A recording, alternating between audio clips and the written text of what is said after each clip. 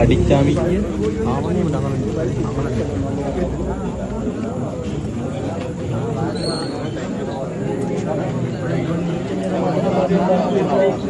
கண்டாலும் இல்லையா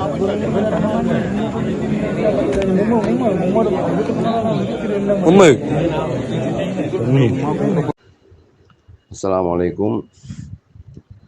அந்த இல்லா இந்த தண்ணியில் போனால் புள்ளோட வாப்பட கண்ணீர் இதே மாதிரி ஒரு கேஸ் ஒன்று நேற்று பூஷந்தோட்டத்தில் நடக்க போனால், அதாவது இந்த ஆயிஷாட கேஸ் மாதிரி ஆயந்து சின்ன புள்ளை உண்டு, பொம்பளை புள்ளை உண்டு, ஒரு 5 வருஷம் 6 வருஷத்து புள்ளை உண்டு.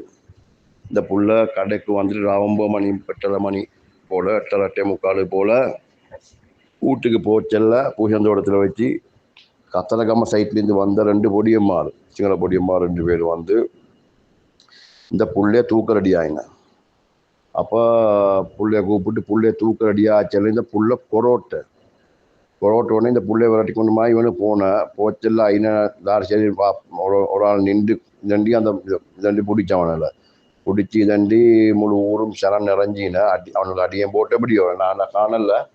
இந்த அப்படி சனம் ராவு 12 மணி இந்த சைட்லிங்க தான் 8 மணிக்கு 8:30 மணி போன அந்த கேஸ் 12 மணி போலீஸால் வந்து அவனை கொண்டு வச்சல. அவனோட உமா அப்பாயும் மழை பிச்சை அந்த அது இந்த நின்று பொடிய மாதிரி சொல்லி அந்த உண்மைக்காரியை பார்த்தா சாத்திர காரி மாதிரி மும்புளி உண்டாமன்னு சொல்லி சில நேரம் அந்த பிள்ளைய ஏதாவது ஒரு புதையல் கேஸ் ஒன்று சரி எனக்கு சரி பள்ளி கொடுக்கறதுக்கு தூக்கின தூக்க பார்த்த கேஸாகவும் மீச்சேலும். இதனால் எங்கள் ஊரில் ஒவ்வொரு மகளாலையும் எங்களை அறிவிட்டுங்கோ, ஒரு புள்ளைகளை ரோட்டுக்கு அனுப்புவது கடைகளுக்கு அனுப்பு கவனம் பண்ணி சொல்லி கொஞ்சம் சுணங்கி நினைச்சிருந்தாலும் புள்ளைகளை கொஞ்சம் தேட சொல்லுங்கோ.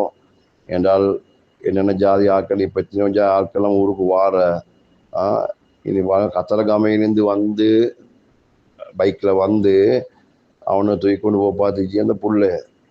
அப்போ அவன் விசாரித்தால் மல்டிலெக்டில் எங்கேயோ வேலை செய்தன்னு சொல்லுறான், நீ மென்த்தியோன்னு சொல்லுறான், அந்த ஆப்பிச்சியாம்.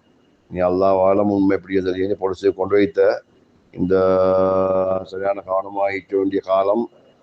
இந்த ஒரு மகளாலையும் அறிவிட்டுங்கோ, உள்ளால கொஞ்சம் ගවනවා පාத்துக்குள்ள சொல்லி. අස්ලාම් අලයිකුම්.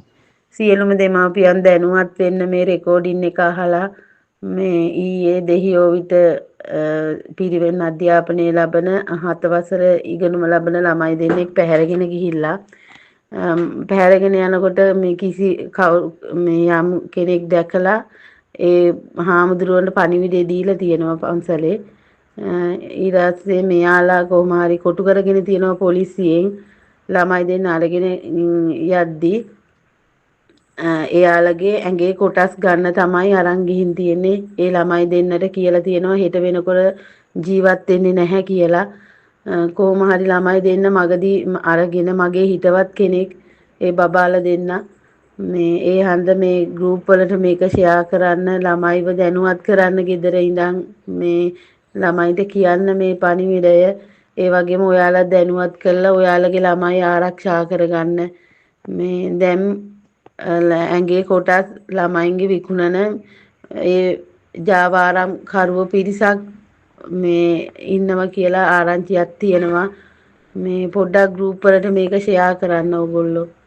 அஸ்ஸலாமு அலைக்கும் வரஹ்மத்துல்லாஹி வபரகாத்துஹு. ரொம்ப லேட் ஆகிதான் நம்மளோட வாய்ஸ் வருது இல்லையா?